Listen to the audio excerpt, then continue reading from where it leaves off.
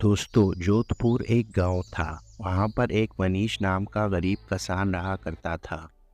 अरे! हमारे गरीबी के दिन कब जाएँगे? मुझे तो समझ नहीं आता कि हम कब अमीर होंगे और हम भी इज़्ज़त की रोटी खा सकेंगे। अरे भाग्यवान, तुम्हें तो पता है मैं दूसरों के खेतों में काम करता हूँ और जो कुछ भी मिलता है वो मैं घर ले आता हूँ। अब समझ नहीं आता कि इसके अलावा मैं क्या करूँ कि हमारी गरीबी ख़त्म हो जाए। जब आपके पास अपनी ज़मीन पड़ी हुई है तो मुझे समझ नहीं आता आप लोगों की ज़मीन पे काम क्यों करते हैं? अरे तुम्हें तो पता है कि मैंने गांव के चौधरी से कर्ज लिया था और वो ब्याज के साथ वापस उसे करना था। जब मैं उसे वापस ना कर सका तो उसने मेरी ज़मीन पे कब्ज़ा कर लिया। अब मैं उससे कहाँ से कब्ज़ा छुड़वाऊँ। अरे! आप चौधरी से बात क्यों नहीं करते कि आपकी ज़मीन का कब्ज़ा छोड़ दे और आप फिर उस पर खुद फ़सल उगा लें और जब फ़सल तैयार होगी उसको बेच के जो पैसे आएँगे वो आप चौधरी को दे देना। हाँ, तुम ठीक कहती हो। मैं कल ही जाकर चौधरी से बात करता हूँ, क्या पता मान जाए। यूँ अगले दिन मनीष सुबह सुबह ही चौधरी के घर जाने लगता है और वो रास्ते में सोच रहा होता है कि अगर चौधरी मान जाए तो उसकी कर्ज भी उतर जाएगा और वो अपनी ज़मीन भी छुड़वा लेगा, यूँ अपनी वो गरीबी भी मिटा लेगा। अरे क्यों भाई मनीष, मेरे पैसे लाया है कि नहीं, कि फिर से खाली हाथ यहाँ पर आया है। अरे चौधरी साहब, मेरे पास तो पैसे नहीं हैं, लेकिन मैं आपसे एक बात करने आया हूँ यहाँ पर। अरे क्या बात करनी है तूने मुझसे? बोल तो सही, क्या बात करनी है? अरे चौधरी साहब, आप मेरी ज़मीन का कब्ज़ा छोड़ दीजिए और मुझे उस पे फसल उगाने दीजिए। जैसे ही फसल पक के तैयार होगी, मैं आपको उसके सारे पैसे दे दूँगा। यूँ आपका कर्ज़ भी अदा हो जाएगा और मैं अपनी ज़मीन का कब्ज़ा भी छुड़वा लूँगा। अरे वाह! क्या-क्या उपाय लाए हो तुम यहाँ पर। मूर्ख लिखा हुआ है मेरे ऊपर, क्या तुझे मूर्ख दिखता हूँ मैं? चल भाग जा यहाँ से और जब तक पैसे नहीं लाता तब तक यहाँ पर मत आई ज़मीन का कब्ज़ा छुड़वाने। यूँ मनीष वहाँ से वापस लौट आता है और वो दिल ही दिल में बहुत निराश होता है कि चौधरी ने उसके ज़मीन का कब्ज़ा नहीं छोड़ा और उसको समझ नहीं आ रही होती कि आखिर वो अपनी गरीबी कैसे मिटाए। अरे! क्या हुआ? चौधरी ने ज़मीन का कब्ज़ा छोड़ा या नहीं? आपने उससे बात की है या नहीं? अरे हाँ, मैंने उससे बात की, लेकिन उसकी वही एक बात है कि ब्याज के साथ मेरा कर्ज़ा वापस कर, तो फिर ज़मीन छोड़ूँगा, तो नहीं तो फिर नहीं छोड़ूँगा। अरे! बस ठीक है, आइंदा के बाद आप मुखिया की ज़मीन पर काम करने नहीं जाएँगे। अगर मैं मुखिया की ज़मीन पर काम करने नहीं जाऊँगा तो फिर हम खाएँगे कहाँ से? तुम क्या चाहती हो? मैं आपको ये कुल्हाड़ी देती हूँ, आप जंगल जाकर इससे लकड़ियाँ काटें और फिर जो लकड़ियाँ आप काट लें, उन्हें शहर में जाकर बेच आएँ। हमें कुछ मुनाफ़ा होगा और फिर वो पैसे चौधरी को देकर हम अपनी ज़मीन छुड़वा सकेंगे। अरे ठीक है, मैं जंगल में लकड़ियाँ काटने जाऊँगा और वहाँ से जो पैसे मिलेंगे, फिर हम चौधरी को दे देंगे ताकि वो ज़मीन छोड़ सके। अगली सुबह सवेरे-सवेरे ही मनीष जंगल की ओर कुल्हाड़ी लेकर जा रहा होता है, लेकिन फिर उसे रास्ते में मुखिया मिल जाता है। वो उससे कुछ बात करता है। अरे सोमू, तुम इतनी चिंता में क्यों हो और कल तुम काम पर भी नहीं आए, खैरियत तो है ना सब? अरे मुखिया जी, मैं बहुत चिंता में हूँ। मैं कल गया था चौधरी के पास अपनी ज़मीन छुड़वाने, लेकिन वो नहीं मान रहा। अब मैं जंगल जा रहा हूँ लकड़ियाँ काटने और उससे जो पैसे मिलेंगे मैं उससे अपनी ज़मीन छुड़वाऊँगा, क्योंकि अब मेरे से गरीबी नहीं देखी जाती अपनी। अरे मनीष, तुम्हें तो पता है चौधरी बगैर पैसों के कोई काम नहीं करता। उसको पैसे दोगे तो तभी वो ज़मीन का कब्ज़ा छोड़ेगा और ज़्यादा चिंतित मत हो, ऊपर वाला है ना, सब ठीक कर देगा।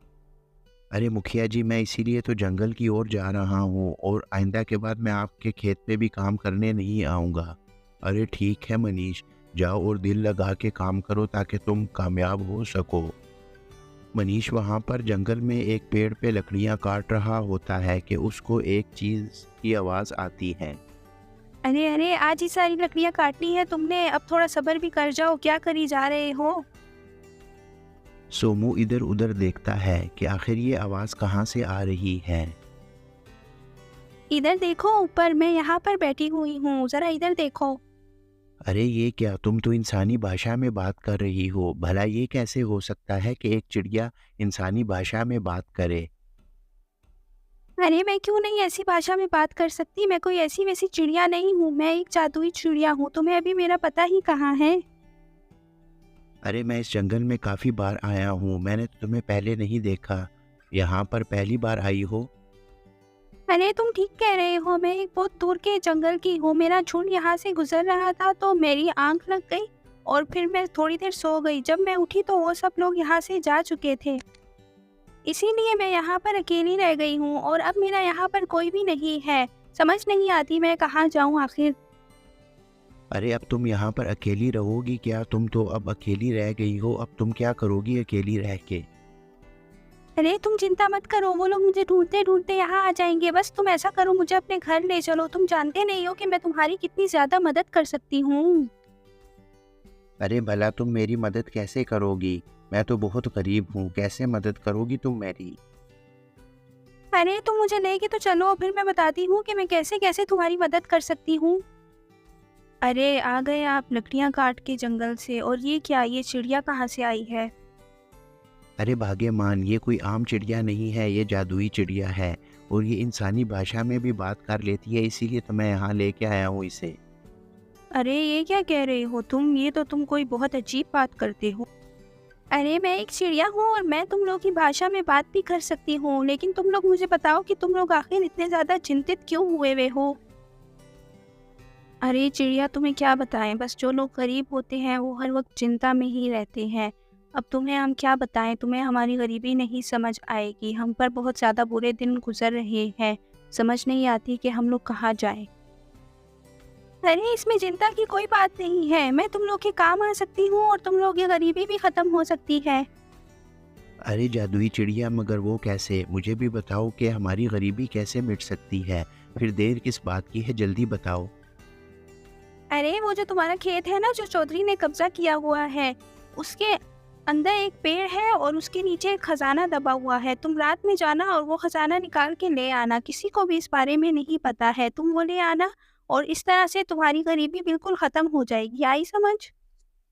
अरे चिड़िया, तुमने तो ये कमाल ही कर दिया। ठीक है, मैं अभी जाता हूँ और वो खजाना वहाँ से लेकर आता हूँ। आनंद आ गया। यूं मनीष उस पेड़ की ओर जा रहा होता है जो चिड़िया ने उसे दिखाया होता है, और मनीष दिल ही दिल में बहुत खुश होता है कि अब उसकी गरीबी के दिन भी चले जाएंगे और वो अपनी ज़मीन का कब्ज़ा भी छुड़वा लेगा चौधरी से। मनीष अब उस पेड़ को खोदने शुरू कर देता है और उसकी आंखें फटी की फटी रह जाती हैं, क्योंकि वहाँ से वाकई एक बहुत बड़ा ख़जाना निकल आता है। यूं मनीष उस बैग को घर लाना शुरू कर देता है जो उसको उस पेड़ के नीचे से मिला होता है। ये बैग पूरे सोने से भरा होता है और मनीष बहुत ज़्यादा ही खुश होता है। अरे आप खजाना ले आए, ये क्या आपके हाथ में तो एक बैग है। अरे हाँ, यही वो ख़जाना है जिसके बारे में जादुई चिड़िया ने हमें बताया था। मैं इसको लेकर आया हूँ और ये पूरा सोने से भरा पड़ा हुआ है। अब ये हमारी गरीबी मिटा देगा। अरे अब तो बहुत आनंद आएगा, अब हमारी गरीबी खत्म हो जाएगी। आप ऐसा कीजिए कि चौधरी को पैसे दे आइए ताकि हमारी ज़मीन तो हमारे पास वापस आ जाए। बहुत अच्छा हुआ है। अरे हाँ हाँ, मैं अभी ही जाता हूँ चौधरी के पास और उससे अपनी ज़मीन का कब्ज़ा छुड़वा के आता हूँ।